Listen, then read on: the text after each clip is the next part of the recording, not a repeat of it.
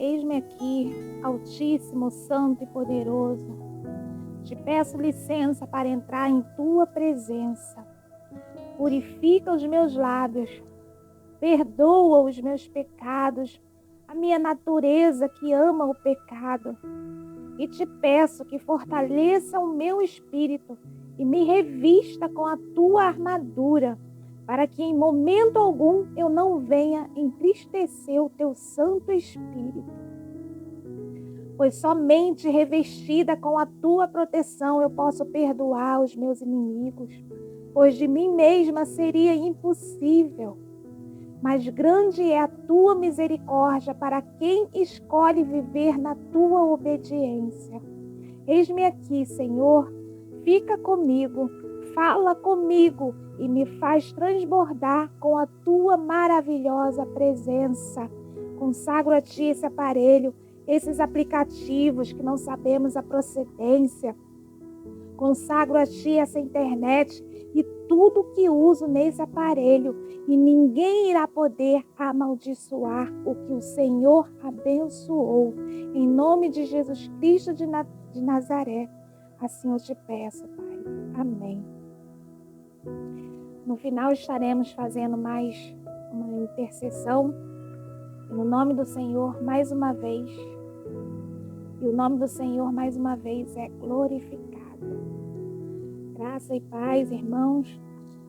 Vamos ao 6º ensinamento de Cristo para mim, em primeiro lugar.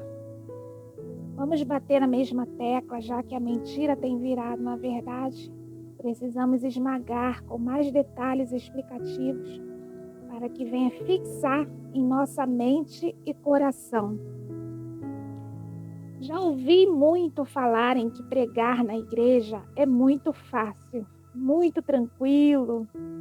Realmente é muito fácil e cômodo para quem só prega a chave da vitória para uma igreja que vive de qualquer maneira. Ah, como é fácil, viu? Mas existe uma ordenança que é também ignorada pela maioria dos líderes, ou que passa desapercebido, né? Está em Hebreus, capítulo 3, versículo 13 ao 15. Antes, exortai-vos uns aos outros todos os dias durante o tempo que se chama hoje, para que nenhum de vós endureça pelo engano do pecado. Então, essa exortação ela é necessária. E aí nós vemos que nós, como servos do Senhor, né, como conhecedores da palavra de Deus, pelo menos, nós nos achamos na condição de ensinar, mas a repreensão, a exortação parece que não é bem aceita, né? Parece que nós já sabemos tudo e já sabemos o que fazer, mas não. Nós precisamos sim ser exortados todos os dias, por tantos motivos, e esse a qual o Senhor tem me concedido para estar aqui falando desse assunto de humildade é um desses motivos muito necessário a gente estar falando, porque quando a gente fala, não falamos só para quem ouve, nós falamos em primeiro lugar para nós mesmos, né? Então, eu mesma eu não posso rasgar a Bíblia, não é? Então vamos nós fazendo a nossa parte. E esse endurecimento pelo engano do pecado é mais comum do que imaginamos. Ele cega a pessoa. Assim que terminar essa parte, estarei até contando sobre como o Altíssimo confirmou essa chamada sobre a minha vida, e até os da casa, né, me perseguiram. Mas hoje vamos iniciar com apenas um versículo que precisa ser o suficiente para uma consciência que o Todo-Poderoso, o grande eu sou, que para mim o mais enaltecedor adjetivo não é possível descrever a soberania dessa divindade. Ele não precisava se transformar em filho para nos ensinar alguma coisa. Ele poderia muito bem apenas nos deixar os sentidos com sua essência, né, e pronto. Mas não. Ele sabia da dureza dos corações e continua nos provando que o ser humano é um caso seríssimo. Estão lendo, mas não conseguem perceber que essa majestade se humilhou, se denominando servo e praticando o adjetivo. Vamos ler novamente. Filipenses capítulo 2, do versículo 6 a 8.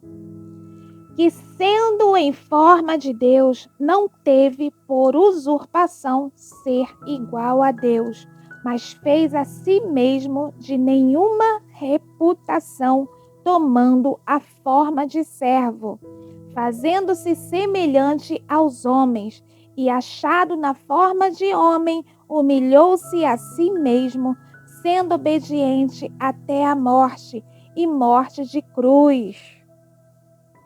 Então, aqui no versículo 6, que sendo em forma de servo, versículo 7, mas fez a si mesmo de nenhuma reputação. Esse 7 aqui é tudo.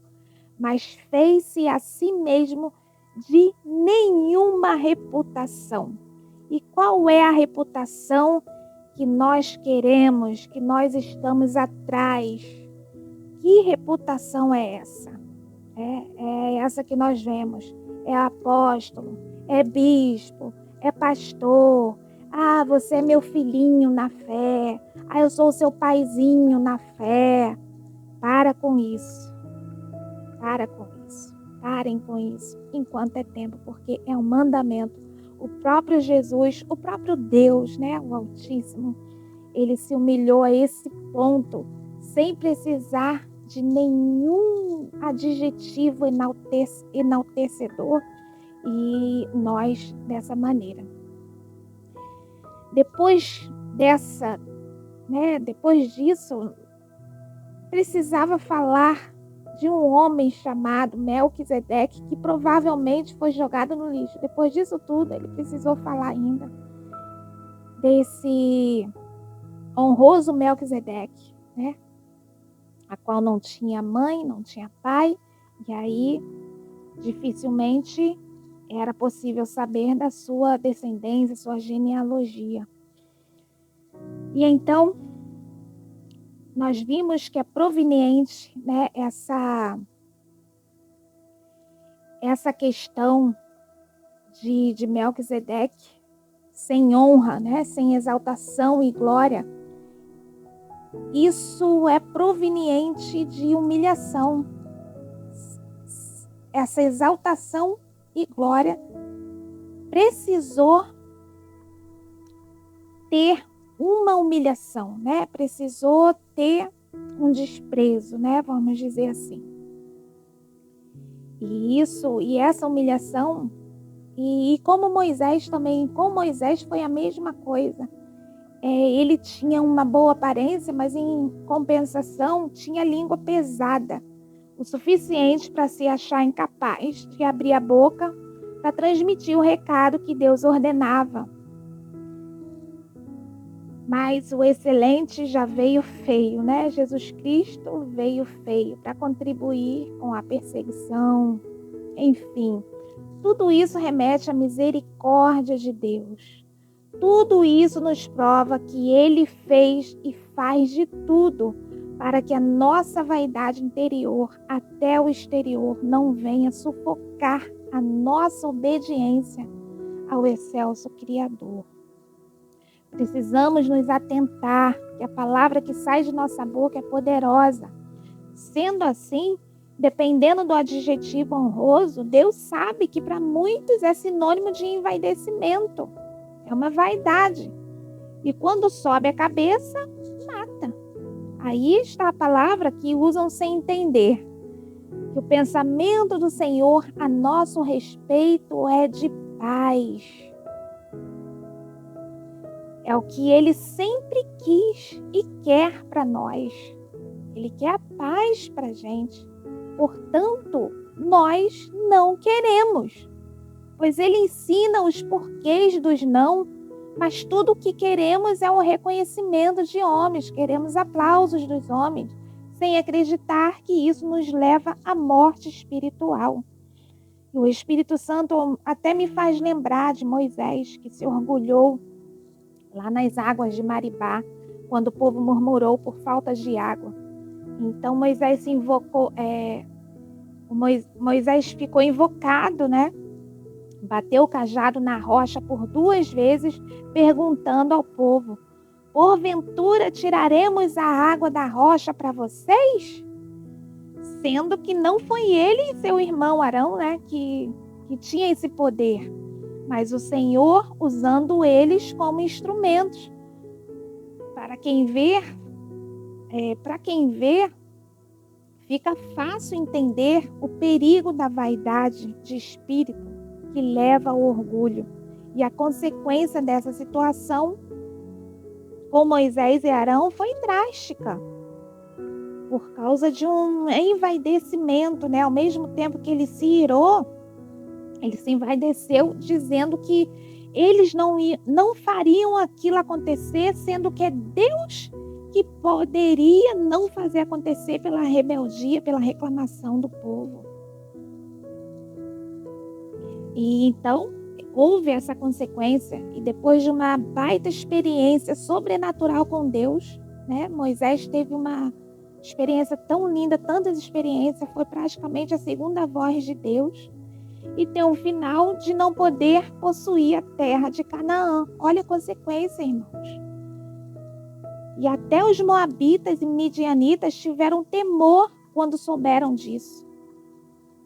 Mas vamos encerrar por hoje com mais uma oração, em que o Senhor seja louvado e engrandecido por tantas misericórdias que são, né? Essas misericórdias está em avisar, em Deus aconselhar, em proibir. E não podemos nos esquecer disso. Ensinar, avisar e proibir.